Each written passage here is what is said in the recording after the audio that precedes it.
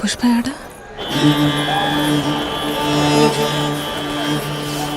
ఎర్ర ఎర్ర పారాని పెట్టి మమ్ము పాలించగా వచ్చే గంగోరెను కా తల్లి,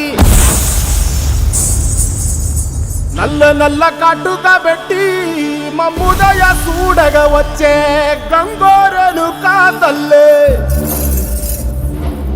గల్లు గల్లు గజలు కట్టి మమ్ము నడిపించగా వచ్చే గంగోరెను కా తల్లి.